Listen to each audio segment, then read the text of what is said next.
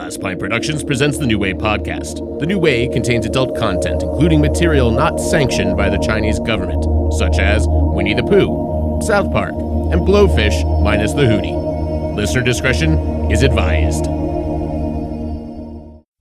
You are a fat diabetic bear, and if the Chinese don't want you, then I don't either. Now who the fuck is Mr. Marsh?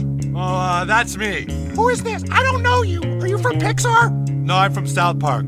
What's South Park? Do I own that? No, not yet, sir. You're telling me that I'm losing Chinese customers because of some shithead that's not even from my company? Everybody wants to be naked and famous. Everybody wants to be just like me. I'm naked. Will you help teach me about this? What is it? A new way? Hello, konnichiwa, and welcome to the most popular podcast based in the USA but played in Asia, The New Way. Actually, the preferred nomenclature is konbanwa for good evening. Oh, well, wow. That's the generic hello or good afternoon. Oh, like the like an aloha kind of dealie, yeah? Yeah. Does it And actually, Hawaiian culture is huge in Japan, so they say aloha too. Ah, that's awesome. really? Yeah. Oh, yeah. The more you know. Well, welcome to the New Way podcast, your one-stop I've been- shop for pop culture talk. We obviously don't have Asians on the mind, We but I've been recently accredited at the Woodland Hills Community College to speak about Japanese culture. Now that I'm an expert, so I love how what was course credit like that? I mean, like, what did that look like? What was the process of getting that course credit?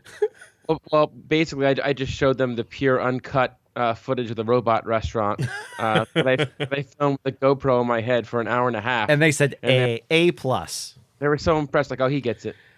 you filmed that with a GoPro in your head so that you looked like a robot, I guess, as well. Hey, I heard they allowed photography, so I went into a Japanese camera shop and bought the harness, and I ended up using it for the go-karting across Osaka too, which was amazing. But I guess we're gonna get into the. So let's talk Osaka, about you mean? this. Oh, well, yeah. Well, we're gonna get into that in just a second. I didn't want to. I don't want to blow our yen all at once, but let's work our way to it. By the way, I also love the juxtaposition of our last episode about being like tolerant and nice to other cultures, and this episode where we are guaranteed to put our foot in our mouth in one way or another during the podcast. So I can't wait. I don't think that will happen. I'm just letting anyone know, if I'm running for office somewhere in the future, this is the episode. If you're listening to this right now, this is the one that's going to get me in hot water. So I'm just letting you know. No, ahead it's of time. not. Just take the words of Highland Park resident Mark Maron to heart. You can be funny without hurting people or being a terrible person, Matt. I have faith in you. Oh, God. You were correct, Nick. That was the correct thing to say right there. Okay, no. so before we get into You are the winner. I never knew where it was going to come in first, but that was a perfect time. So I want to get into just two Cultural appropriation is fun. I want to get into one quick little thing. There was something kind of political I was going to talk about, but I don't want to go there right now. I want to very quickly talk about, have you guys watched the new preview for the Pixar movie Onward? I have. With it's Chris Pratt and Tom Holland, and I gotta say, the second preview reveals a movie far different than I thought it was going to be. Yeah. Yeah, when I saw the clip of Chris Pratt's character trying to convince Tom Holland to accept Jesus and not to blame the Republicans okay, for what's happened. I said I we was very weren't getting surprised. political, Nick. But Well, you dangled the carrot, and you got me riled up anyway. I didn't. It just because the actor is there. Going back to the movie.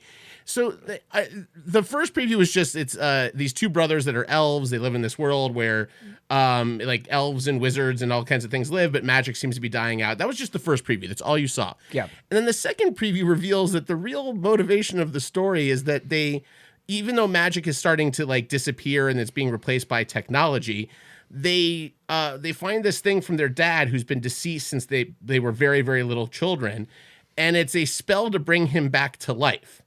So they try the spell. He can bring him back for one day. They can hang out with their dad, who they've never met because he died when they were so young. And hang out with him one day if they do this spell. And they do the spell, but they do it wrong. And they only conjure the bottom half of his body. And they begin a road trip to find the top half of his body and put him together so they can hang out with him. It's Weekend at Bernie's. Yeah, it is. I've got to say, I am sort of impressed with Pixar. I can't imagine being in that pitch meeting. Like at some point, like that they had to they're like, oh, it's this place with elves and all these things, and they're like, yeah, this sounds great. The kids are gonna love it. You know, this is gonna be fantastic. And it's like, also they're gonna conjure their dead father, but do it wrong and only get half of his body, and they wander around with that for half the movie. But it's gonna be fine. It's gonna be great. The kids are gonna love it. I don't know about that. Seems a little out. We got Spider-Man and Star-Lord. So yeah, exactly. Just picture this. It's like Bright, but better. it's brighter. It's Weekend at Bright Bernie's, so it's much brighter. So, anyways, I just thought that was a crazy trailer. And the second thing we're going to get into right now, especially since you have an affinity for the lower half of the torso. I do. If I could bring anyone back to life, I would probably bring the bottom half. No, that's not true. I like the top half. Yeah, you know me. I'm much more top heavy than I am a fan of the bottom. You guys all be running around with your bottom torsos, and I'd be carrying. That's the only problem is I got to carry mine around. You could just have yours walk alongside you. Damn straight. But that's and they're not gonna talk. That's a thought for another day. but so how are they gonna explain the top? Does the top half kind of like float around, or is it just kind of stuck on a sofa somewhere? We don't know. That's the whole part. We haven't seen the top half. Does it walk around on its arms like a? It walks around. Well, we don't know. They're with the bottom half who walks around. But we haven't seen the top half. That's the search for the movie. They've got to find the top half. Do you think the top half can get around those? I'm saying, like, do they need to get to him before he starves to death, or needs to use the restroom or something? No, he doesn't have to use the restroom because he doesn't have the bottom half. I think that's all happening on the legs. You're thinking about this a little too hard, Nick. I have shades of the conversation that Ben Wilson, John Arthur Ingram, and I had about would you have sex with a mermaid, and then which would be worse if the bottom half was fish or the top half was fish. And that we spent an entire lunch at Hurricane Grill discussing that. It's true, we did. It was a long conversation. Because actually, listeners, think about it. Think about it. And think about that question. Next topic. I guarantee at some point during that conversation, this is not false. We started looking up how fish reproduce, and which part of the fish, and that's when that came up, and then that changed a lot of people's opinions at the table. But the cloaca is intimidating. That's a story for another day. For right now. We are doing a podcast. Ben is I can feel his tingling over there right now. Oh God! All about Asian cinema, and we were spurred to do this because our good friend Nick Santacroce has just returned from Japan. So we're gonna turn the podcast over to Nick now. Tell us a little bit about your trip to Japan. So I guess all it took was going to a different country and having an amazing vacation before you finally surrendered the microphone to me for an extended period of time. Well, strap in, ladies and gentlemen. Well, thanks a lot, Nick. That was a great report. Moving on, we're going to talk about... Moving on, we'd like to talk about how Matt... every detail... No. All right, go on. I was going to keep going. I gave way. Go ahead. You have something to say? No, we're good. We're good. Well, I'll tell you about my first impressions. So... All right. And please don't play music behind me. If you have some sort of terrible track, no. I mean, I would rather just be like turning Japanese or big in Japan at this point. This is traditional honestly. Japanese music, Nick. Yeah, but I can't. It's also a little hot. Yeah. It's real hot on the dance floor. All right, I don't feel... kill the music. You gotta kill the music. Please kill the music. So first off, they just had a typhoon. a major typhoon. It was one of the strongest recorded in like 60 years. We got out of there 2 days before it made landfall.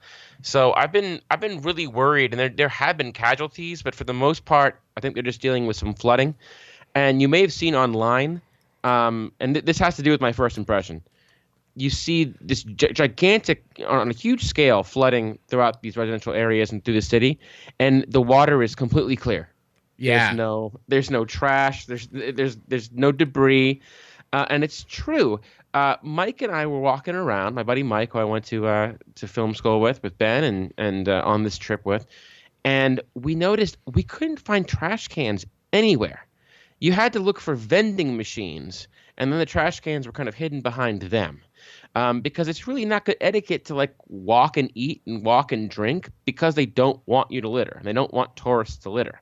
So I'm thinking like every 5 steps there's a trash can in LA, and there's trash everywhere on the ground. Here, there's no trash cans anywhere, and it's pristine. It's just a culture that immediately hits you as just respectful and polite. And there are these giant yellow like rumble strips in the middle of the sidewalk everywhere you go. And we had to look it up. It was for blind people to be able to walk the busy streets. Oh, wow. There's just like an extra conscious effort to look out for its citizens in a way that makes me think like, wow, we really don't care about our own. Just looking at our city. Yeah. Little subtle ways, the big thing was learning, please and thank you. That was a huge deal because that's what their whole culture is based around. So it was really welcoming, and even though it was the first place I went in my life where English wasn't the first language, I learned a couple terms. I think that Japanese people appreciated that I tried. Yeah. And it was so easy. It was so easy outside of, you learn a little charades and you learn a couple key words and you can get through fine. And you're embraced. I ended up singing John Denver with this guy at a hidden karaoke room in Kyoto that we found by mistake down an alley, and ended up becoming friends with these people that were complete strangers and Japanese locals. And it was whereas at times magical, the connections that you were able to make with complete strangers. We played darts with these German guys until 3 a.m., the same guys that we went go-karting in Osaka with. It was the easiest place I've ever visited, even not speaking the language, to meet people and have crazy nights. I thought that was so cool. Yeah, that's awesome. I was so insanely jealous of your trip watching it because I'm about to head to China in 48 hours. And I gotta be honest, going to China was an experience the first time, but the Chinese culture is very cold, and that was the main thing I noticed looking at everything that you were doing and who you were with. Like, it was a welcoming. You could see just in the stuff. I mean, the girl singing Titanic with Mike was like one of the most amazing things I've ever seen. Aside from the kitsch, which I also obviously love all of the stuff, and I want you to tell us to tell the audience a little bit about some of the robot place and the dinosaurs. But it was very striking to me to know I'm going to this place now where like the only time I connected with people in China were people from other countries. Like there was a guy from the Philippines who was super friendly and interesting and nice.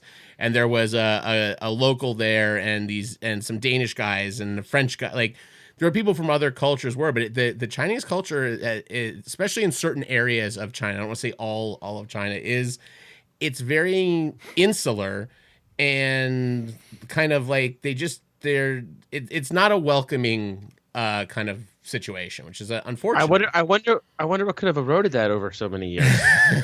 Well, yeah, I mean, well, and we changed our trip. We were supposed to be going to Hong Kong, but it's gotten so bad there that we actually have changed our trip and we're going to a couple of different places now. Have you been to Hong Kong before? No, I was really excited because that was the one nice thing also, and I imagine this is similar to Tokyo. So when we went to China the first time, going to Guangzhou and Beijing, like Google Maps kind of was a thing, but you couldn't get like a street view, and there was no Yelp, and there's not that these are like the most amazing things you need in the world. Hong Kong was great because I was able to look up everything. Hong Kong's got Yelp. It's got Street View. I like literally walked like, oh, here's how I get to this part of the city. Here's how I say it's all of this technology and things that make it easier for you to find stuff versus the rest of China is very rural, even though they're cities. These are giant cities. Guangzhou's a factory center. It is rural as far as technology goes. Yeah. I mean, well, Hong Kong in and of itself is one of the most technologically advanced places in the world. I mean, it's like Dubai. It's like there's an insane amount of like infrastructure improvement that's happened in Hong Kong. And it's unfortunate that there's such an issue there right now. I mean, I don't know if like, I mean, not to like bum folks out, but especially where it got like very real not for me. To bum you out with reality. Of going on Reddit where you're getting a lot of the unfiltered news stories of what's actually happening there. Right. It is. And it got to a point where even our agent, we have like our liaison out in China. I literally rebooked my entire trip a day ago. Yesterday, sorry, on Sunday. Wow. Because we finally were like, Amy, like, we're seeing some bad things going on. Like, what are you saying? All of a sudden she's like, yeah, we are not, it's not safe. It's not safe. Don't go there. You can't wear black clothing or white clothing and you can't do this. And they shut the subways down. And then I started looking at a lot more of the footage on, well, Reddit got very involved because a couple of video game companies apparently Blizzard. Yeah, Blizzard put like major support, and I don't know. That's foreign to me. That pardon the pun, the gaming side of stuff. But it's pretty scary. You know, one thing I think is really interesting about that. So they're using basically. So she like this is memes going around of him as Winnie the Pooh, and it is banned in the same way of the cross-dressing Putin image that you've seen. It is illegal. It can. Yeah, I think Putin has put people to death for that image, right? Yeah. So now they've banned all Winnie the Pooh. Winnie the Pooh is taken out of the two Disneyland locations in China. It is completely banned. So Winnie the Pooh has now become this sort of meme lord, pro Hong Kong advocate on the internet. Now, when Blizzard Entertainment, they do the Overwatch video games, when they started getting ire from the fans and the users for kind of, taking the knee, essentially, for the regime, they started making characters from Overwatch memes as well. Which is the female character I saw, like all of that stuff. With the brilliant, because the whole reason they bowed to China is there's so much money in it for them. They can't lose that market. Yeah. So fans have now turned their own Overwatch characters into pro Hong Kong meme characters, in essence, trying to get it banned. So all of that could be for naught if that meme catches on. Yeah, well, I mean, that happened with, and I don't know if like you saw any of it. Like, obviously, you're traveling in Japan, but it happened with South Park. South Park did an episode called Banned in China, BAND, where Randy decides he's going to take Tegrity weed to China and get the Chinese market. The whole episode is bad. There's a lot of Winnie the Pooh stuff in it. There's a lot of just like terrible things.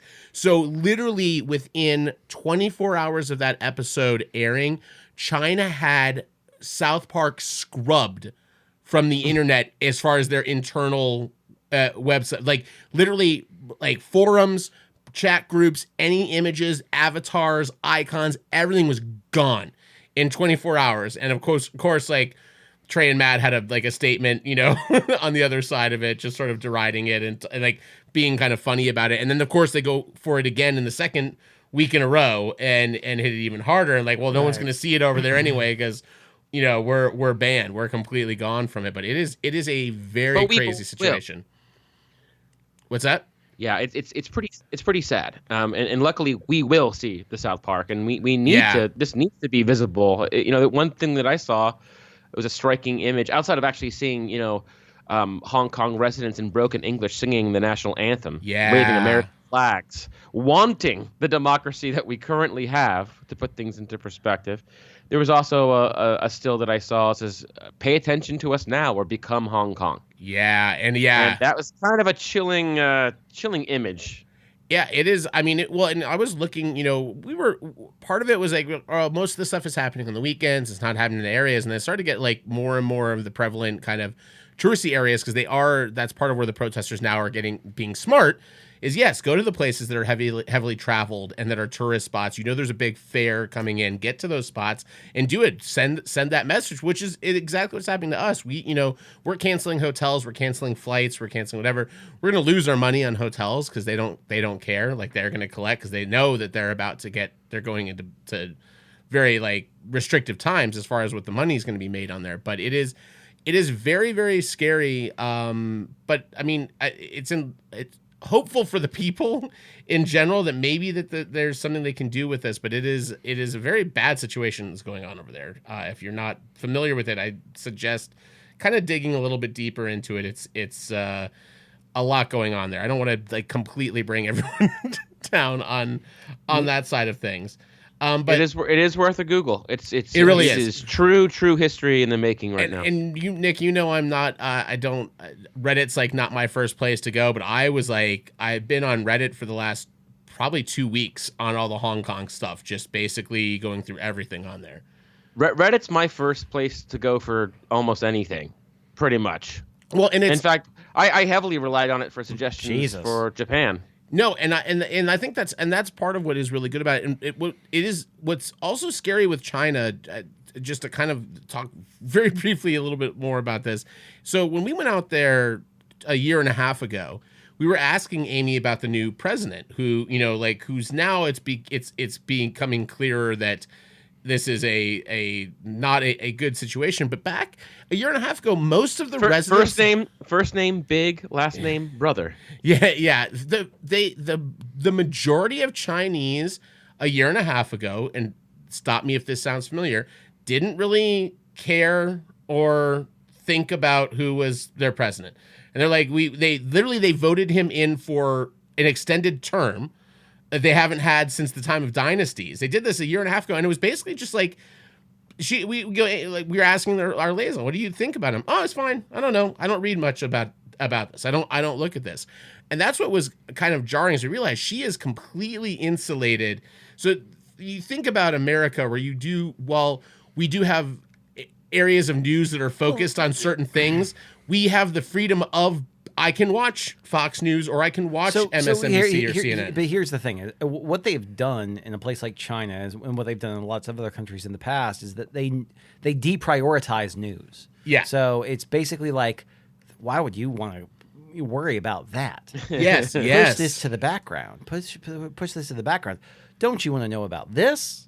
And it's just a good bait and switch, basically. It's smart because what it does is your population isn't empowered, not because the information isn't there for you to seek out, but it's just because they put the human interest stuff ahead of it, and they put the other things that are there to distract you ahead of it, and that's what good propagandists have done in the past. Yeah, the politics portion of your news story is like the water skiing squirrel. It's like the last like couple of minutes of like, oh, and by the way, there's some minor, and that's what I thought. Whoa, wait. Was there really a water skiing squirrel? There what, Nick? You do not know about the infamous water skiing squirrel? It's the oldest clip on the internet. Yeah, it is literally the beginning of the internet. Is a water skiing squirrel. Hey, the beginning of the internet starts with Atlantic Grape Lady for me. It's right around the same time. He was friends with her. Al Gore was the one who was driving the powerboat. No, you're completely right, Ben. And that was what was interesting is that that's how we knew. Like, I'll be honest, that was the catalyst to get my business partner, especially, to say, let's not go to Hong Kong. When our liaison was like, it's not good. Right. Like when the information is getting to her of like, no, this is not a good place. This is not safe. And she's pregnant. She's, like, we don't want to obviously bring, you don't want to bring anyone into a bad situation, but especially don't want to bring like a pregnant woman and her family. She should not bring that child into the world. No. Well, no. A whole other conversation. Yeah. And when you find, anti Hong Kong, or I'm sorry, when you see pro Hong Kong information on Reddit or whatever, think about the number of VPNs that it had to go through to get screens. Like the same amount of lawyers it took to bring Spidey to the MCU. An unheard of amount of precautions. And that's like, that is the one thing that I'm not entirely, I think it falls sort of towards what Ben's talking about, because I had a VPN when I was there last time, and it let me get on everything that I want to get on. But I'm downloading that software in America. I'm taking that with my American phone to China. Like, Right. They don't have access or even the understanding to do that if they've been born and raised in some of these in certain areas, and it is a giant fucking country. They don't know. There's no like idea of VPN to get around this thing. It doesn't exist. Well, you should host a screening of a South Park marathon in a basement somewhere. When she goes, you can't wear any. And be held for crimes against humanity. She goes, you can't wear any black clothing or any white clothing. I'm like, well, I'm fucked because I don't have. It's pretty much my entire wardrobe. But yeah, no, I think what she said was you can't be a black person or a white person. Yeah, that also would be bad things in general. Yeah, I know one shirt you wouldn't be able to wear. Member Tiananmen Square. I mean, I literally wanted to pack my South Park stuff immediately, but I got fucking scared. Remember Barry's Tiananmen Square episode would be pretty. Yeah, Trey, if you're listening.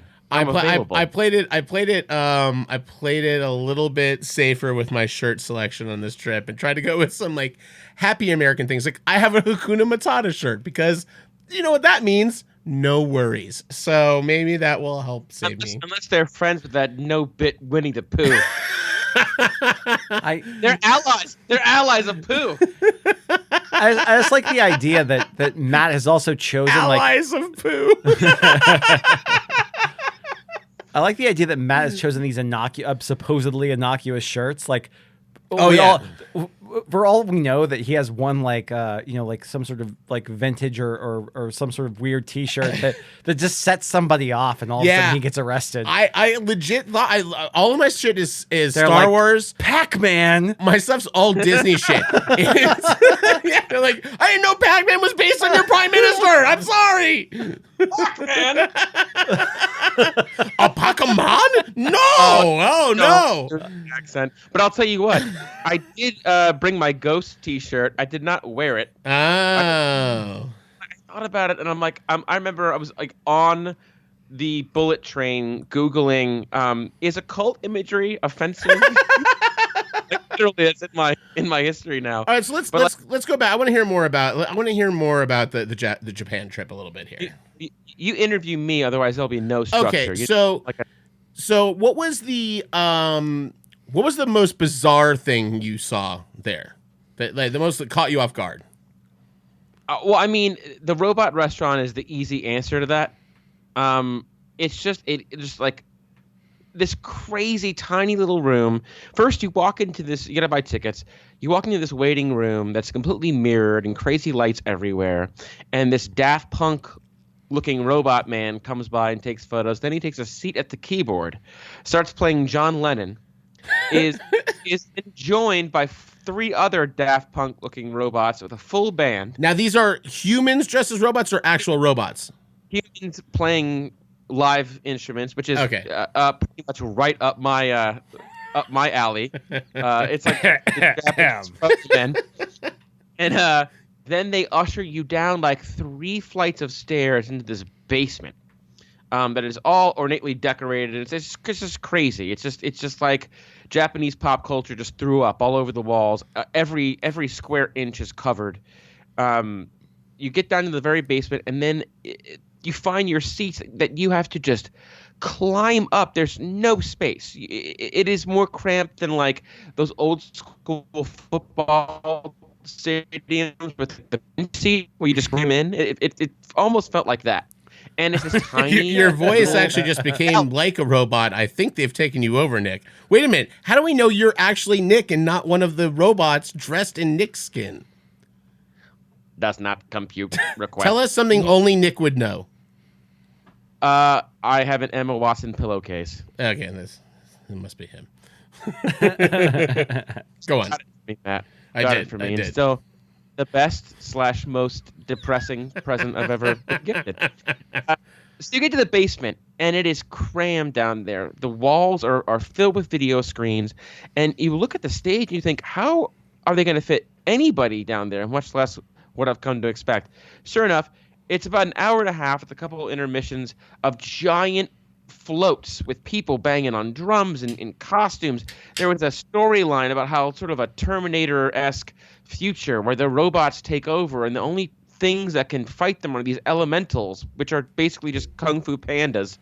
And they come and start fighting them.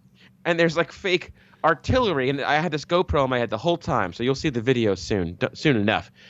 Mike and I are like our fifth Sapporo at this point, just freaking out. New floats every like 10 minutes. Like the amount of production design and organization is insane. You had to turn off your Wi-Fi when you got down there because it could conflict with the robots. So they make sure you take off Oh God. Wi-Fi. And I just think like this. What would happen if I kept it on? Would it just take on life of its own, or short circuit, or people in the front row were literally there was a opening song called Lean It Back. would short circuit and short circuit. Hey, Stephanie, nice hardware. But the people in the front row, Reassemble. the first song is called Lean Back, and it was like, it reminded me of like a kid show, like warning of the dangers, like don't take money from strangers. But this lesson was, if you see something coming at you, you have to lean back or you will get hit in the face. They're teaching it with this prop robot. No, you got to lean back this far. It was absolutely batshit insane, and I kind of knew what it was going to be like, and yet when I got there, it was so much better than I could have thought. It's a must. It's a must do, and it's all tourists, it's all white people, but it is absolutely something you have to experience. This is gonna sound like super self-serving, but I was really bummed about the typhoon because when we had to cancel Hong Kong, we had basically a floating like 4 days on the beginning side of our trip to decide what we want to do. One of the best places to fly through was Tokyo, and I was like, oh my God, I could have gone for like 4 nights in Tokyo and then over to China, but your trip it looked like so much fun. 4 nights in Tokyo makes the hard man crumble. There we go. Well, and also, so how did you find? So you said it was the worst place, but I mean, it's worth it for the check-in. The Dinosaur Run Hotel looked pretty amazing. It was definitely not the worst. The worst was the Love Hotel. Love Hotel smelled like cigarettes and body odor. It was used for exactly what you think it was used for. It was set in the 70s.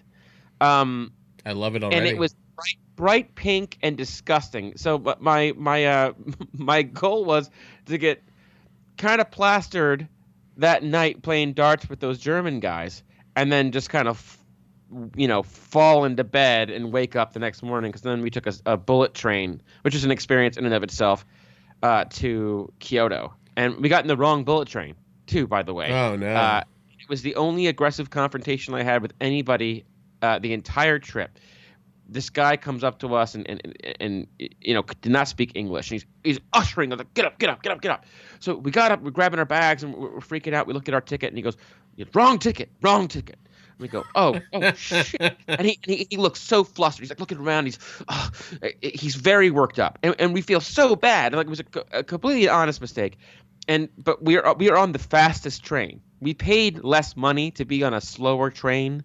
So it's like a train, and they were very upset. So they made us wait in between trains. We walked the length of 15 cars into a little alley where they connected them, waiting for the next drop-off. And we ended up leaving and waiting for the next train like 25 minutes later because it was so much slower than the one we had hitched a ride on. Wow. It was an Indiana Jones moment, although we did not get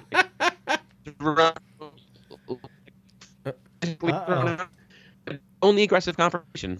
Now, you guys... That was the only aggressive confrontation. No, was it at the Love Hotel? Was that where you had the blowfish?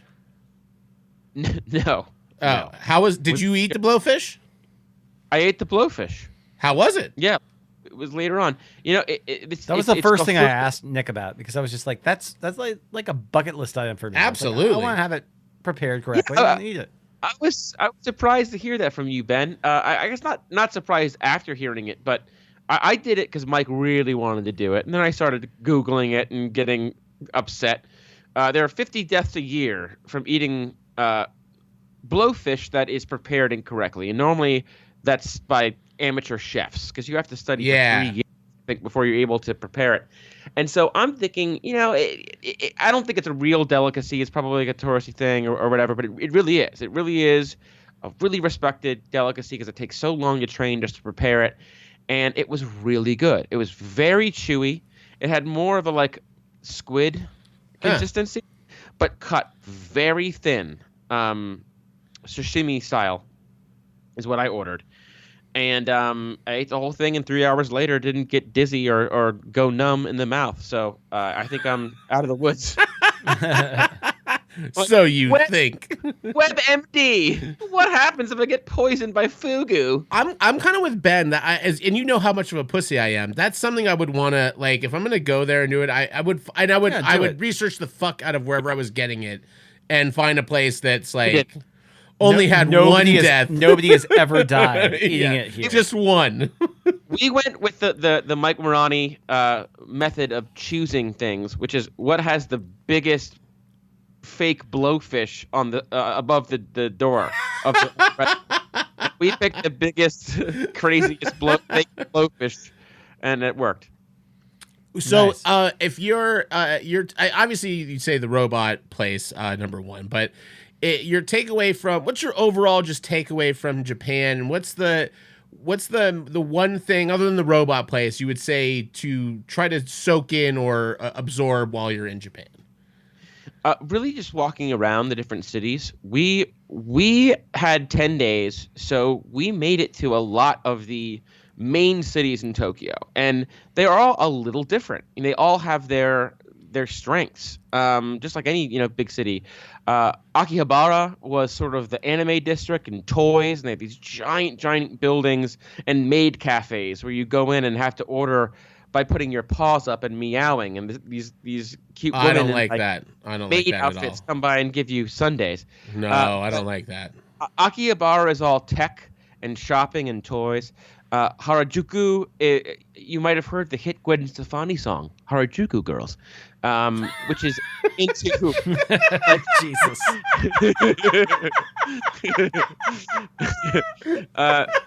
They're known for the Harajuku girls who are sort of like the anime girls that you see in conventions. There's this crazy dresses and makeup and stuff, and they walk the street, and it's very touristy.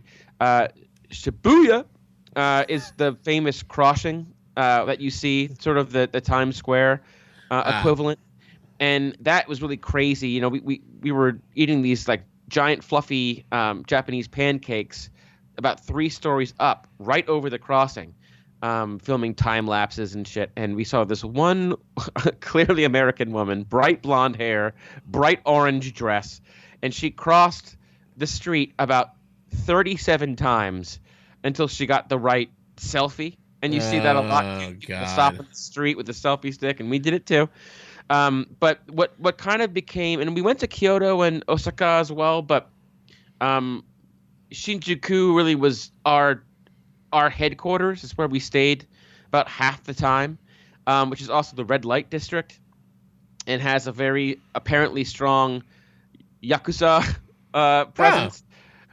They run these like brothel bars, and we hear all these stories about people that aggressively try to pull you in to a bar claiming free drinks, and the next thing you know, you wake up at the bar and you have a bill for thousands of dollars, and when you dispute it, they say, no, you drank all that and you got drunk and you passed out, now pay up or you're going to jail. And the Yakuza is officially recognized organization. They work with cops in Japan. So you're pretty much SOL if that happens. But we really got to see a lot. We went to the Lost in Translation Hotel, of course, and had a drink. That was the Lost in Translation Hotel. You broke up there. You're in Lost in Translation Hotel? Yes, the Lost in Translation Hotel. To New York bar? I didn't do it. Yeah, I was at the top. That's the 52nd floor, I guess. Yes. And we listened to live jazz, and we ended up like staying out and meeting these other 2 girls who were visiting from New York. Wait, stop, Ben. He's met 2 girls. Tell us more. Sausalito. Tell us more about these 2 girls you met, Nick. Well, they were sitting next to us at the little bar right where they filmed the movie, and listening to jazz, and they were telling us where to go and giving us tips about the robot restaurant because they had already gone. But from that view, like, you can see all of Tokyo. It is unreal. And when we first got there, we went to the wrong floor, and there was a bar where no one was sitting at. So me and Mike had a martini just right up against the window, looking over Tokyo from like 50 floors. Nice. It was amazing. It was amazing. But yeah, I would say, you know, Shinjuku is really where we stayed and where we visited, and it's got the Godzilla Hotel, the giant Godzilla replica on top of the top of this building that roars on the hour, and just crazy stuff that you see in movies. And that sounds better than both of the most recent Godzilla movies I've seen. So yeah, it was. It had more plot. There we go. And, yeah.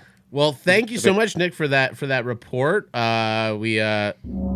We enjoyed hearing about your journey to Japan. And go karting. You got to do that. The Mario Kart go karting. Huh? If any of you guys, it's like a must. We just drove through the streets of Osaka in cosplay. I was in a pink bunny, like Ralphie costume. Mike was Pikachu. People are yelling at you to stop and take pictures, and Mike is yelling Pika Pika, and people are going batshit. It was just crazy. We started at the evening, and then it went to night, and you're just driving through, like, on the wrong side of the road. Did you take real banana peels and throw them back behind you? I would have done that. Well, yeah, because you always get that when you're in first place, baby. Yeah. Do you win? We were all winners. We were all winners. No, wait, no. Who won? There was an actual winner. It's not a race. It's guided. You're guided. Okay.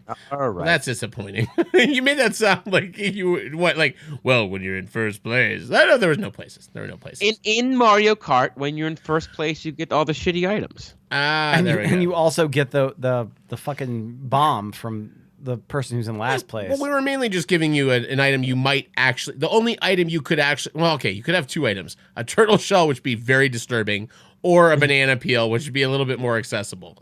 If I had dropped a banana peel, that would have been the only piece of debris in the floods.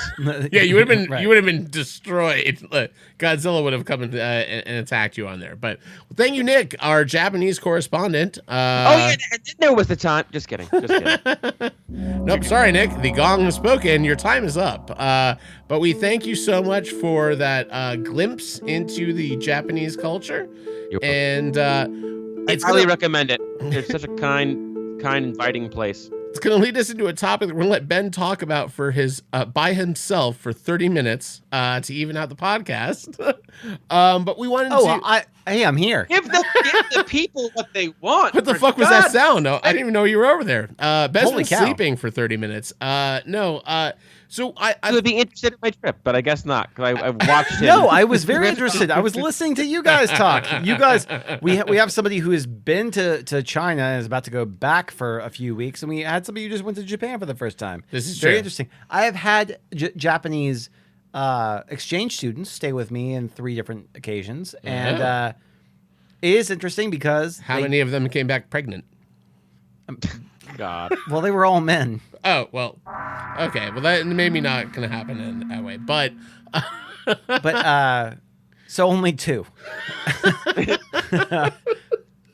Hey, if it could happen to Arnold. Right. So how do you say junior in Japanese? I did love that. I'll find out. So I sent out a email to Ben and Nick earlier this week about what we would do for the podcast. And I said, hey, Nick's just getting back from Japan. I'm just about to go to China. Why don't we do a podcast on Asian film? And Ben just about lost his mind in excitement that I would recommend that we do a foreign film podcast. We have done foreign films, and I will say some of the things that I've written down in my notes for this podcast, we have kind of talked about. We're not completely, ethnocentric or whatever the word is for us. But we don't do only American stuff, although most of the time we do. By the way, I just found out what junior is in Japanese. What is it? Junior. Well, it's funny actually that you do say that, Nick. Is I have my little translator that I've gotten for China, and I actually loaded in some phrases in English for it to translate into Chinese. If you guys want to see if you can guess what I'm saying in these phrases very quickly, we can do this. Be a very quick bit. All right, so here's one. Let's do that one more time so you can hear it. Garçon, can you direct me to the nearest craft brew distillery? You are very close. That was, they didn't understand me very well, but that was Rick Santacroce wants to have sex with Hermione. So for those of you out there learning your Chinese, I don't though. There's an important distinction there. Rick Santacroce wants to have sex with Hermione sounds like... Okay. Next up, not the character. There's an important distinction there. That's fine, Nick. Next up is. That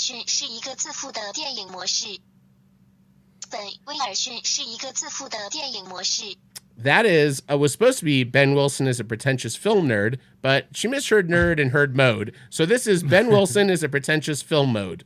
Yeah, it sounds about right. Yeah. Pretentious film mode engaged. There were other ones. It also took me like By several. The power of Grayskull. It took me several times for them. I started saying Nicholas Santacroce because I thought that might make it more clear I was saying a name. So then there were a lot of them that started with Licorice Santacroce is a, and then random things. But anyway, I'm gonna start calling you Licorice Santacroce. Licorice, I barely know her. Oh, Licorice Santacroce. Licorice. Oh my goodness. Would I be the Twizzlers red or the Black Anise? Actually, I think you should just do it straight Requiem style. Licorice. That's licorice, motherfucker. I say black only because it's my favorite. And I know most people don't enjoy it, but I do. It's okay. All right, so we want to discuss Asian cinema, and I opened this up to say we can discuss. There's Korean, Chinese, Japanese. We could go Indian. I didn't get in much in my list on the Bollywood stuff on there, but I mean it's technically Asian, but it is. It's funny.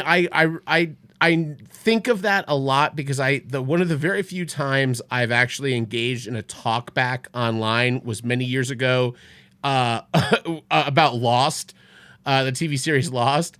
And it was a thing about they had done like a set of magazine covers for Entertainment Weekly, but they hadn't included any of the Korean or Asian characters. But they had included an Indian character, and then I got yelled at about that because I didn't know that Indians were Asian? That was going to count as Asian, and I was like, it's not normally said that when you're referring it to Asian that you're thinking Indian. But anyway, I figured kind of I think Chinese, Japanese, and Korean tend to be the big three as far as films that reach Western cinema. Yeah, I mean, you also have Vietnam. You also have, Philippines. You also have, places like Hong Kong, which And I included the Hong Kong and Chinese. And please don't forget the golden age of cinema in the post-war period of the 1950s and 1960s in Malaysia. Whoa, okay, there we go. I want to hear about it. So let's let Ben start off and kind of give me your take on how you came to know Asian cinema in general, and what are the things that you tend to look for or like in Asian cinema? Oh, well, how I came to Asian cinema was I've mentioned it before. I was just hoping no one would speak over it. No. How I came. It's the one time I won't talk over somebody if I sense that it can be used against them on the soundboard later. The last time Ben came, this was the response. That was all right. It's been 10 years of that, dude. That was all right. Low-hanging fruit. 10 years. 10 years. No, it was kaiju movies. It was Ishiro Honda. It was Godzilla, and that was my first introduction because I became a Godzilla freak at a very young age, and I saw every single Godzilla movie. And people don't realize that. So Ishiro Honda. Oh, Nick's got his Godzilla shirt on, wearing his Godzilla shirt. Ishiro Honda, who directed Gojira or the first Godzilla movie, was basically known as sort of the pioneer of the kaiju movie, where he also did Mothra. He did My favorite. Yeah, he did Destroy All Monsters and Monster Zero. All of the Ghidorah. Basically, he kind of created this huge kaiju mythos.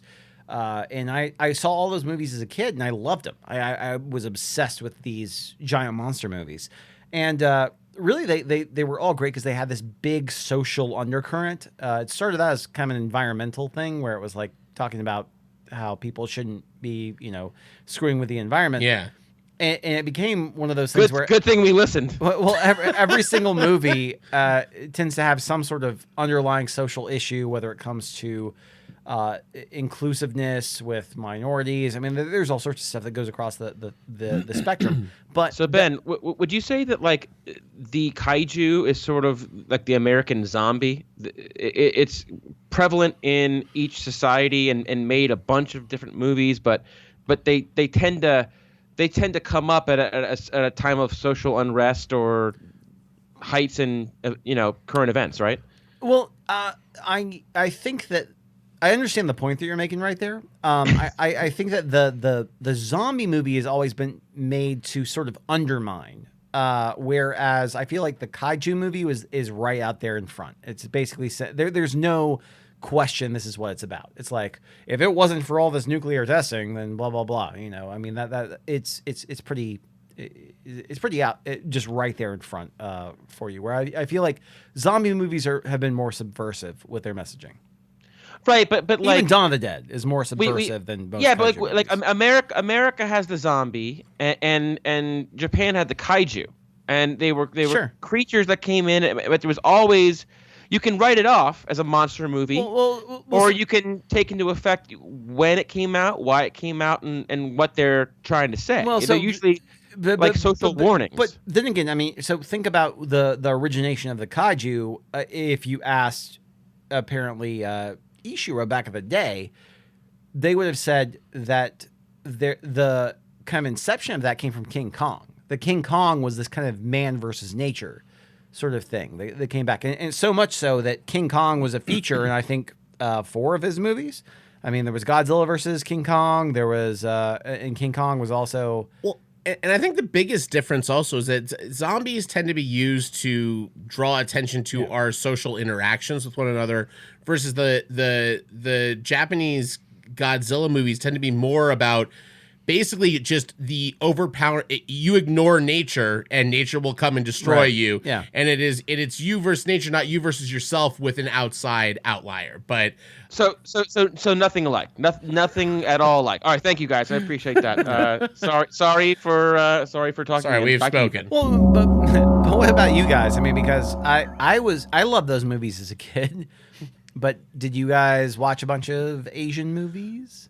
No, not those kinds. Not those kinds. I prefer Godzuki, son of Godzilla. I'm not actually a big Godzilla and monster movie fan. I love the idea that they were born out of this idea of nature and basically they're the man bear pig, right? They're the global warming, pollution, all of these things. I love that that's their story for doing those things. I think that's great. It was never my forte. Cool. Well then, it's not anything against them, but I'm just I didn't No, watch I was asking you both. But Yeah. Nick, what about you? I mean, what was your introduction to Asian cinema? definitely Mothra, 100%. For some reason, my uncle really liked Mothra. I mean, that was also Ishiro Honda. Yeah, I mean, I love the image of those women singing and summoning it to fight. I that's like burned into my memory. The summoning of Mothra was so epic. How did you guys? This genuine question. How did you guys like happen upon the monster movies? The first I knew obviously what Godzilla was through pop culture. I think the that's what it first was. time I ever saw a Godzilla movie was on Mystery Science Theater 3000.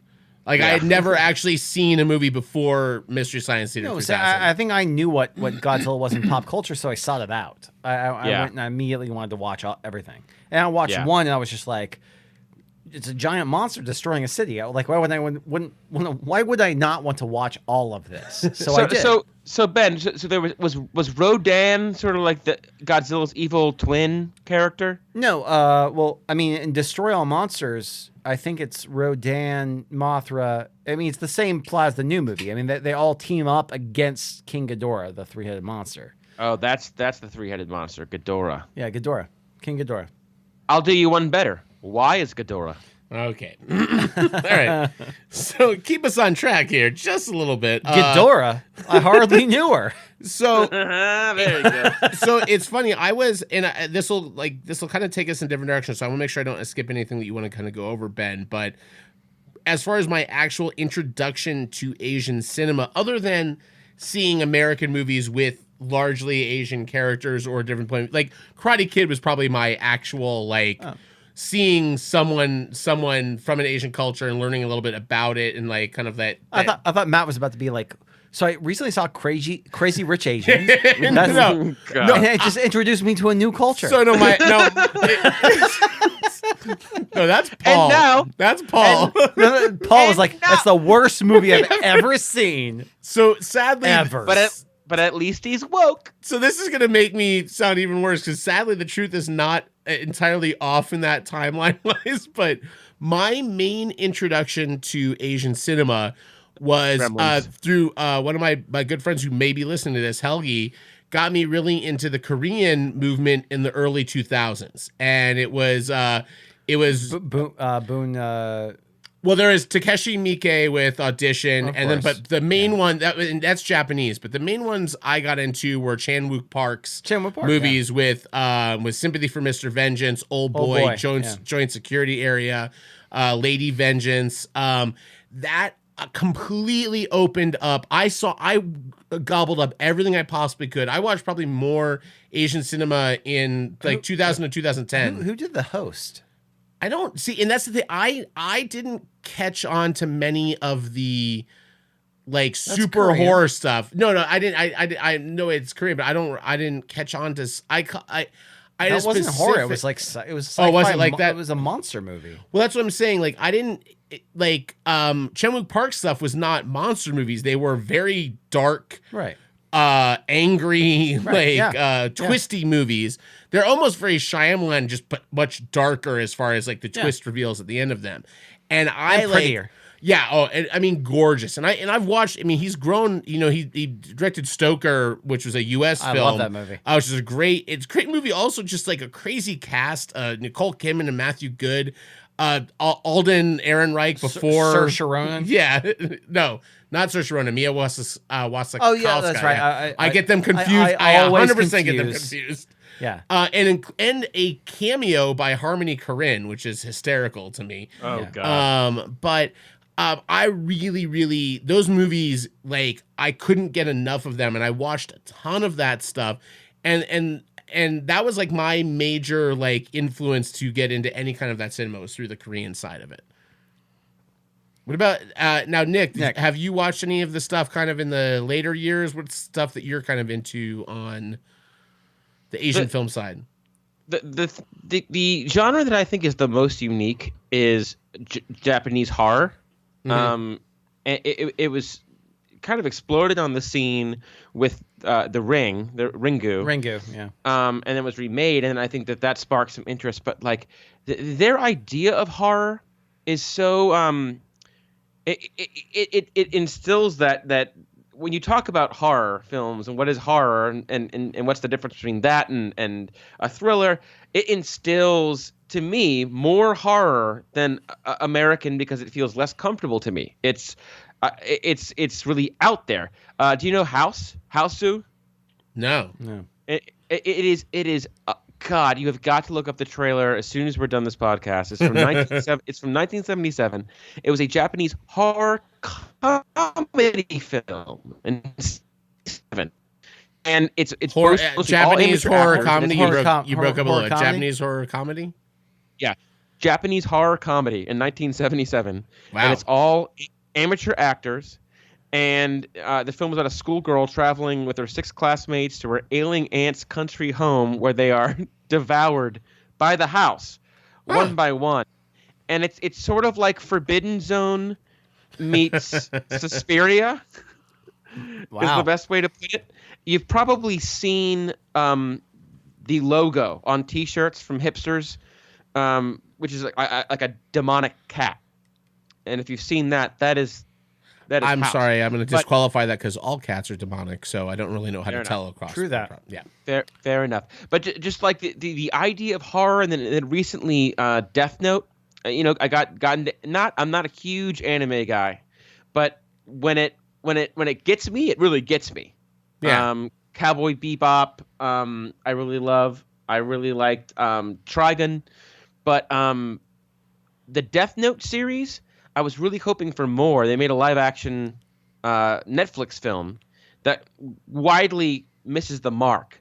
But are you familiar with that property at all? Yeah. I don't know that one. So the premise is basically this demon kind of comes to Earth and gifts this notebook to this student. If you write someone's name and how you want them to die, the next day they die exactly how you've outlined it. And it's sort of a cautionary: be careful what you wish for. Also, the devil is in the details type of a story, and it is just insane. It's just, I don't know. Yeah, it started as a manga. It was it's a very cool concept.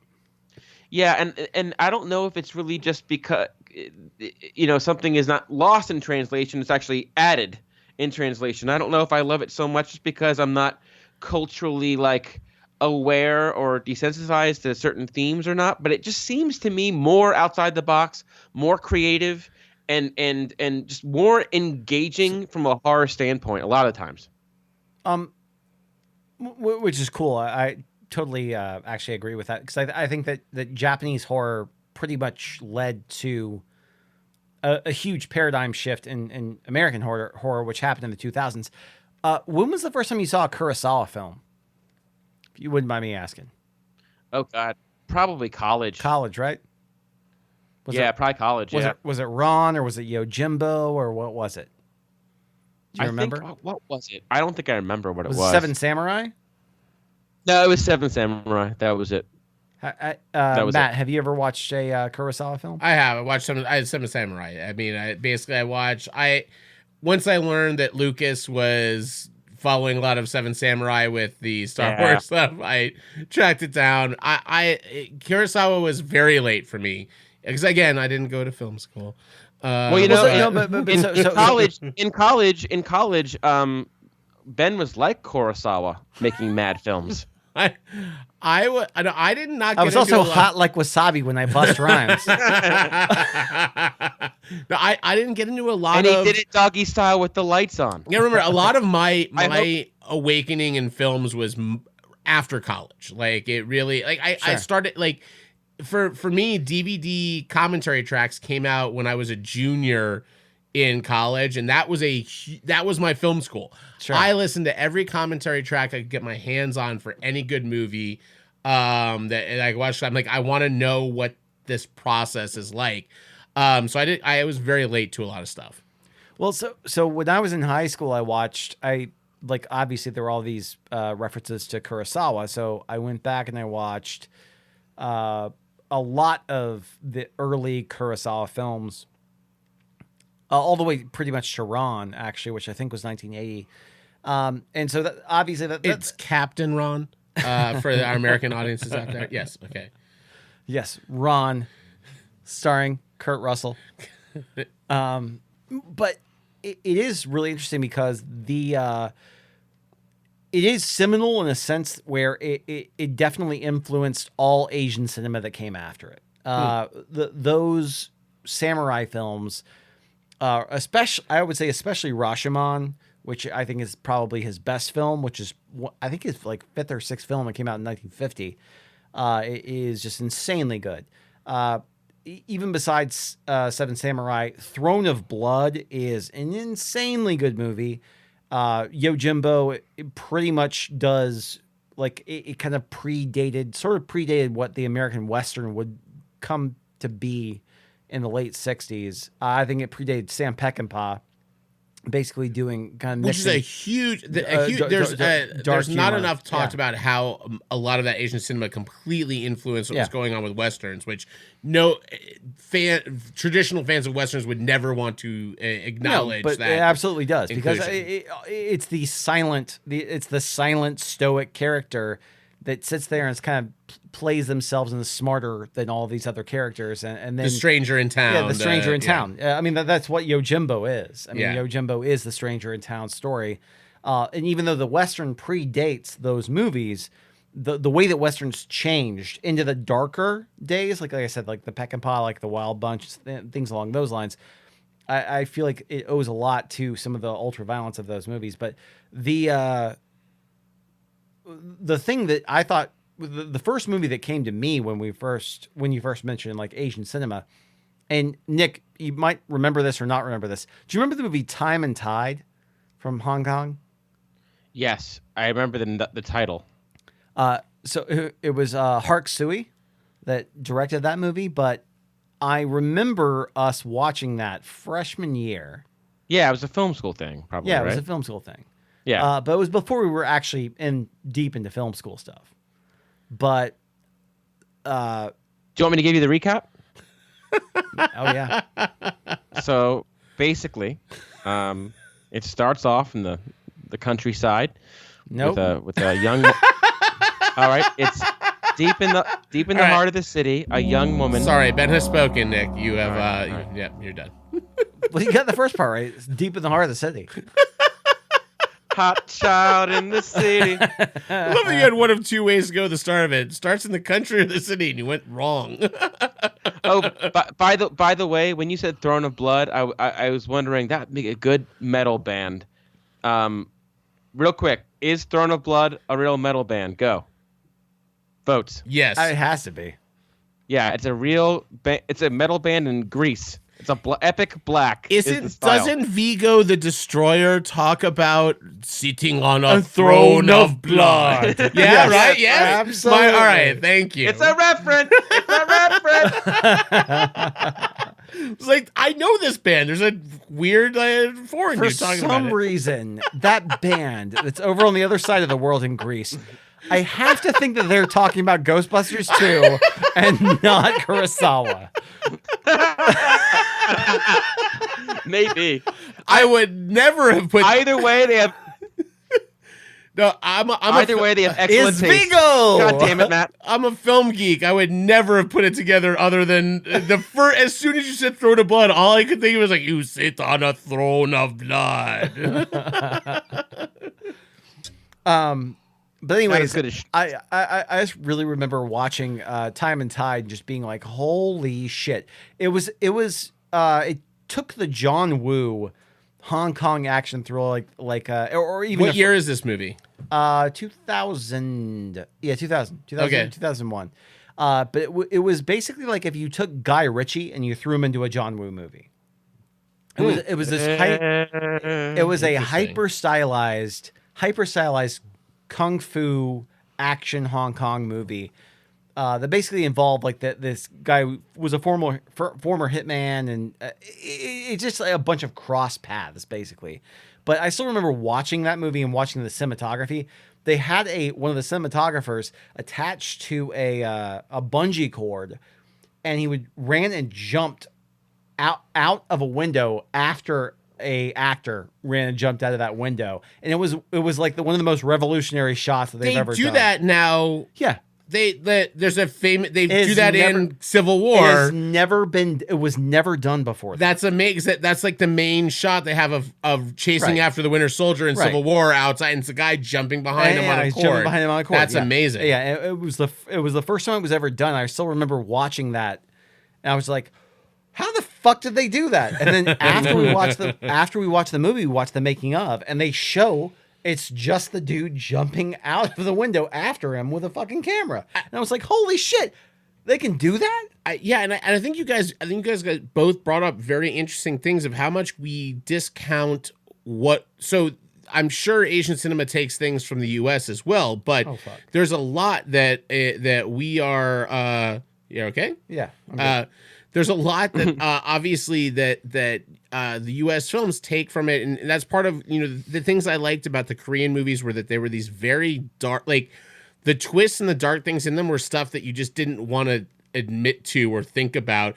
But then also, like, one of the things, and I know I've talked about this one, I'm pretty sure on one of our early podcasts, but of the Chan-wook Park stuff that I can recommend people watch that most haven't is one of his first movies is called Joint Security Area, which I still think would be a phenomenal play, but it's literally a set of soldiers that are on half of them are on South Korea side of the border, half of them are in North Korea, and they patrol. That's their whole thing. And every night they meet up in this like clubhouse, both sides, being like, hey, we both don't like our jobs. We don't like doing this stuff. So let's just go and play cards and smoke cigars. And we just won't tell anyone else we're doing this. And it's basically all these nights with them in the basically splitting the time between the borders in this one sort of neutral spot where they discuss what they have in common, what they don't have in common, what they like, and stuff. It's a phenomenally good, small, simple little drama. And I think there's a lot of that influence, those kind of things influence these smaller, but very important stories, especially for somebody like Denis Villeneuve, like with Prisoners, felt to me very much like something you would see in that Korean cinema. Well, so I have a note to add on the Denis Villeneuve. Do you know who Denis Villeneuve's one of his favorite directors is? No. It's Kar Wai Wong. So Kar Wai Wong directed Chungking Express, 2046, and I think probably one of the greatest films that has ever come from Asian cinema, which is In the Mood for Love. I don't know. I know Chungking Express. I don't know the other ones. Okay, so he is probably, I mean, he's won the Palme d'Or at Cannes 3 times. Wow. He's a very understated director, but Japanese, but from a Hong Kong style, basically. Visually stunning. But In the Mood for Love, I think, is probably one of the best representations of Asian cinema. Because it kind of harkens back to what you were talking about. There's this respect. There's a sort of code thing when it comes to Japan, I feel like. And in Tokyo, where the story of In the Mood for Love is about two people who find out that their spouses are cheating on them with each other. And so they meet through sort of a chance encounter, which sounds like this very sort of like fun. And they get in the mood. Well, and they get in the mood for love. But see that. But see, that's the great part about the movie is that they never consummate their obvious attraction with one another because they're still married. And they were simply in the mood. They were in the mood, but the mood must have. I really wish I had Glenn Miller's In the Mood on the soundboard, but I was not prepared for this. The mood was not enough. I think this is the movie pitch game, only a little more coherent. I'm in the mood for something. I'm in the mood for love. Nick, you've never seen The Mood for Love? I mean, it's oh man, it's a brilliant movie. So, anyways, but it's so well told visually. In many times there are like 5 minutes where there's not a word spoken, and they do everything with the camera, and it's about the way that these characters are interacting because you know that they want to whatever. Yeah. What? Bone. They want to get together. They want to bone. It's not just because they want to bone. They want to have a feeling of connection. Oh. It's not so much even about the physical attraction. But it's not called I'm in the mood for a bone, Matt. That was the U.S. title when I remade it. And anyhow, it's a fantastic film. It's one of the best movies I've ever seen. Especially from that period of time. I think it came out in 1998 or 99, but around that period of time when a lot of other Asian films like Crouching Tiger, Hidden Dragon, and other movies were 2000. We're getting a lot of they were getting a lot of play. This was a very understated movie that won the Palme d'Or. It's an absolute masterpiece. And I do want to kind of discuss. You think remiss? Are you gonna go Crouching Tiger? Yeah. I do kind of want to discuss. I think it's really important. Yeah, so there was another predecessor, but mostly a predecessor for Asian cinema. For one of the few times where I felt that it made more Asian movies that were in similar vein to the one that was successful in the U.S. But Crouching Tiger was huge. Crouching Tiger was probably a lot of people's first time in the theater watching a movie with subtitles, and for me, I think it actually was the first time I saw a movie in a theater with subtitles. Where I actually went to see something. I went with a whole poor group of friends.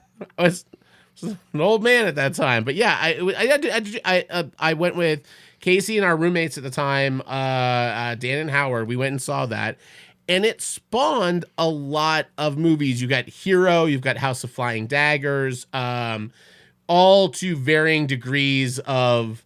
I liked the one that took over like doing many of the movies that were in that same vein was I looked up the name, Yimou Zhang did House of Flying Daggers and Hero, which were probably two of the more successful ones. They have very beautiful imagery, especially House of Flying Daggers. I felt had a very beautiful last scene that's all set in the snow and blood. I mean, they're pretty for sure. There's some very beautiful things in it, whether or not they're quality films or they're better films. But it's important that those were getting people to actually go and see foreign films in theaters from a U.S. audience, which doesn't. And honestly, it's kind of gone back to that same way again now. Like, when was the last time there was a major release with subtitles? That was, you've got like Roma, but it's pretty much a silent film, and that's not a major release either. It's Netflix. It's tricky to think about when we had the last time something like that. I don't know. I mean, I remember going to the theater with my friends to see Crouching Tiger, and my first thought was, I've never seen anything that's filmed like this before. Yeah, I haven't seen practical, magical-looking stunts like this in any film ever. It was so stylized. It really, all three of us there were thinking we got to seek out more films, and that's exactly what it did. It was a true kind of ambassador film when you're in high school and you're too cool for school. It really kind of captured our imaginations and made us wonder what else was out there. I mean, the one thing I will say about Crouching Tiger is that I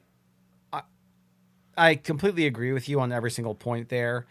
It definitely kind of carried over from a lot of the Hong Kong kind of kung fu film mythology. Well, I mean, Wirework was like Matrix was taking it from like underground Asian cinema. That no one had seen that kind of stuff. But what I will say is that the team that choreographed all of the fighting in Crouching Tiger did such a phenomenal job, and then the way that the camera worked with that, as opposed to shooting inserts and shooting in and doing snap zooms, they just let these people who knew what they were doing fight, and did it on wide frame on these like slow, like sort of moving, like slow dollies, and it was just so epic. I mean, I still think that Crouching Tiger literally changed filmmaking.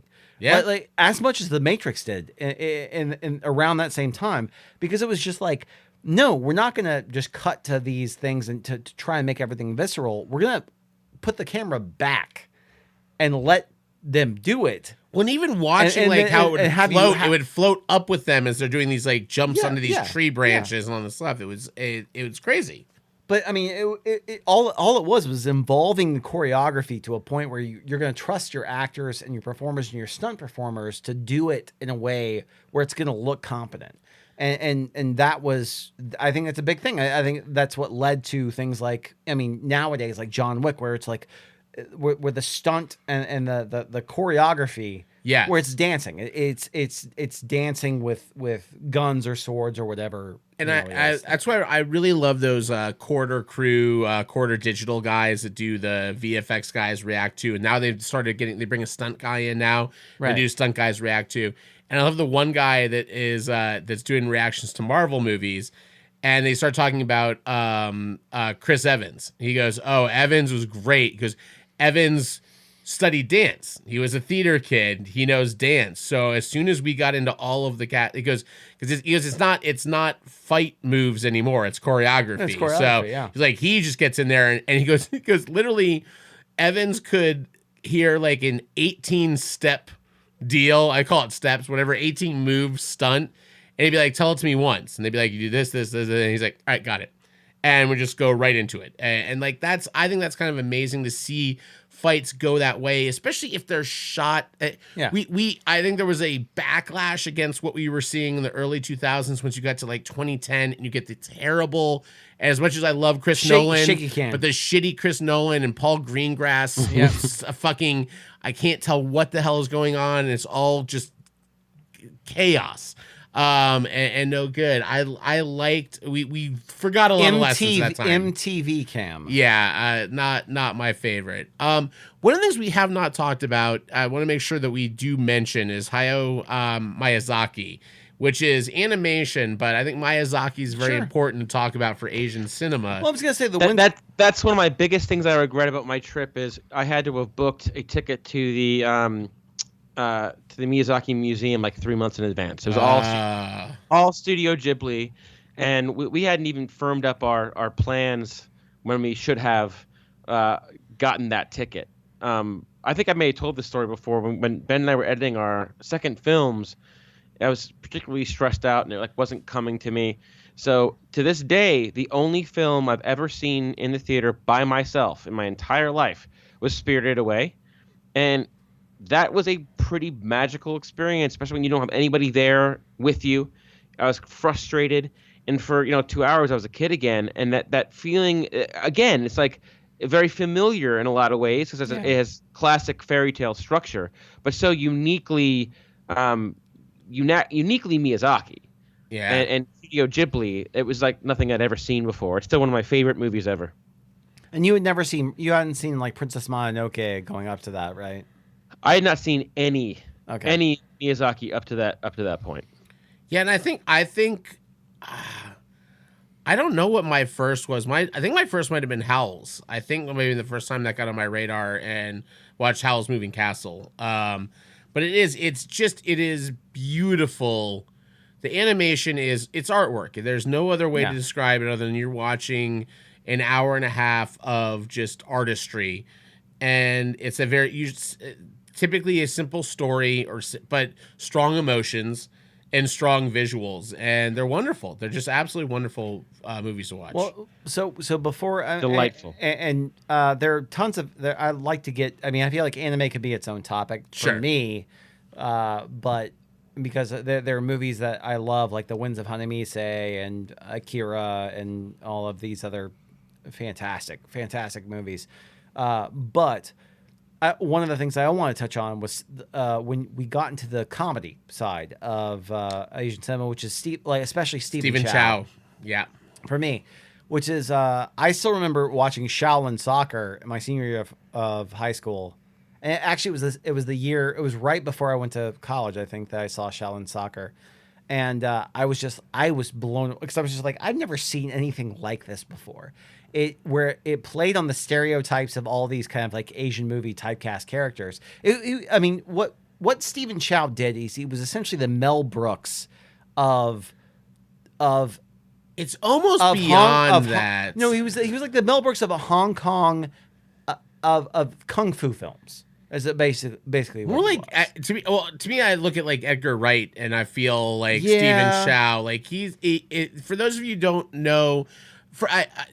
My introduction was Kung Fu Hustle, which was the first like big American 3 years release. later. Yeah. And then I went back and I watched Shaolin Soccer. But what Stephen Chow does is essentially it's like if The Matrix was a comedy with like a simpler story. I know that sounds very bizarre, but it is these crazy visuals that tie into kind of almost like sometimes like a Guy Ritchie-esque crime something going on with it, and then but they're like the visuals are almost like Looney Tunes. They're like they're cartoon effects. Yeah.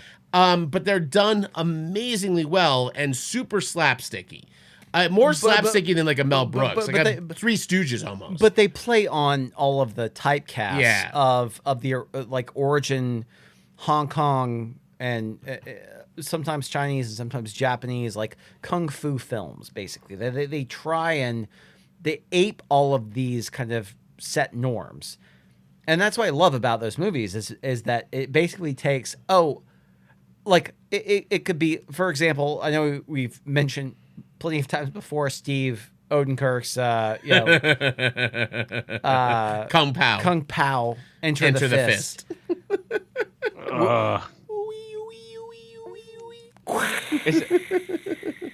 Is Odekirk. Odekirk, not Odenkirk. That's right. Please don't pull the Odenkirks into that. If you want to talk about comedy. That confused me for years, and it still does. Nick, no, it Nick, should not confuse you at all. What is possibly wrong with Kung Pao Enter the Fist? Why would you take that negative stance? He Against made such a Thumbtanic and Thumb Star Wars. All I'm saying is there is Odenkirk in comedy. I happen to enjoy quite a bit, and there's Odekirk. Yes. I'm just simply pointing out one of They many are two different differences. gentlemen. Yes. Yes, Yeah. they are. No, well, but all I was gonna say is that I Can't wait for Steve Odekirk and Yes, Better exactly. Call Saul. exactly. no. Well, you mentioned, so you're talking about comedy, which is that and that's a lot that we've gone an entire Asian cinema podcast without mentioning Jackie Chan. And I think you really have to look at the impact that Jackie Chan has had on both Asian cinema and Asian American cinema relations. And kind I'm of a carrying huge that over. fan. Always have been. And I would be remiss if I did not mention Casey Naugasmine's favorite Jackie Chan movie, Who Am I? Released in 1998. It is a tour de force that most people have not seen. I recommend, if you want just an hour and a half of solid, hardcore, great Jackie Chan, including there's a scene where You want some hardcore Jackie Chan he's action? fighting another guy, and they get into a kick fight where it's just their feet are barely coming to the ground. They're just kicking each other's like shins, and it's like for like 30 seconds, and then they have to stop, and they're like, ooh, and they go right back, and like it's a ridiculous movie. But it's everything that Jackie Chan does well. There's great comedy. There's great physical comedy. I think calling him a Buster Keaton is not over the top at all. No, it's not. He's amazing. So I will still say the best Jackie Chan movie is Legend of Drunken Master. The original Legend of Drunken Master, which, so you understand the concept is, this guy can't fight, but if he gets drunk, all of a sudden he becomes the best fighter in the world. It's the Ben Wilson story. Yes. Sorry. No, I think there are. I hope that gong doesn't become a thing. I mean, no, it will only be when you say something profound. You get the gong with the music, which is the. Wait, say something profound right now, Nick. God, the first thing I thought of could be. Do it. I don't want to do it. I'm Just quoting say it. into Turtles. Just say it. Mongo is pawn in Game of Life. There it is. That's better. No, I listen. hate it. No, please. No, I think there is an amazingly rich culture for Asian cinema. I know we've talked about, for those of you listening to this, we've talked about a lot of things. I really do urge you to go out and find some of these things. Chan-wook Park is great. Obviously, Kurosawa is a master that has influenced every one of you out there has a favorite movie that was influenced by Kurosawa. It's absolutely true. There's so much great Asian cinema out there. Don't be scared of something with subtitles. It's a stupid reason not to watch a movie. There's a lot of great stuff and out go there. watch all of Karawai Wong's movies, especially In the Mood for Love. And Yeah, and that one's new to me, so I'm gonna actually have you write that you down. never saw after. 2046? Really? Oh my god. Oh, Matt, I I got one. I got one. Yeah. Forgiveness is divine, but never pay full price for a late pizza. Okay. Kids. That music just Crickets. Kids. We hope you guys enjoyed our very Asian friendly, other than the first 30 minutes. This will never air in China. So our hopes of being picked up by a broader audience, it's not going to happen this podcast. We hope Pooh Bear, Winnie the Pooh Bear. Oh God. the Pooh thing is just amazing. What did you say earlier? Something Pooh. I forgot. It was a band name that popped into my head when you said it. It's like Anti-Pooh Squad or something. Submit to Pooh. What was it? It's not Submit to Pooh. Wasn't it? Are you sure? It wasn't. Submit. I'm positive, but it should have been. Shit. Submit to Pooh. Oh, that should be every time you click agree on like a service agreement for technology, it should say submit to Pooh. And you're like, all right, I submit to Pooh. Consigned to P. Submit to Pooh. Well, we hope you enjoyed our Asian-centric podcast. We will be back. We're going to be off for a little bit. I'm going to be gone. But we're going to be coming back with something special, a Halloween podcast. Oh my God. Yes. 2 days after Halloween. Let's do it. No, we're gonna backdate it, but if you guys like Halloween and you like to, you get past Halloween, you get that depression that Halloween's over. Don't worry, we're gonna have a Halloween podcast after the holiday, so you can keep living on the dream. Let's do it for as long as you want. Let's do it. Thank you so much, Nick, for telling us about your amazing trip to Japan. It was awesome. And thank you to Last Pint Productions for agreeing to reimburse me for my trip. Yeah. Oh. Sure. Okay. Yeah, they're gonna get my money after they pay for my China trip. Then we'll just send me the bill, Nick. yeah, it'll be good. Thank you guys so much for listening, and we will talk to you. Go to my GoFundMe page. We'll talk to you. We'll talk to you next week. Cheers. Cheers. Submit to Pooh.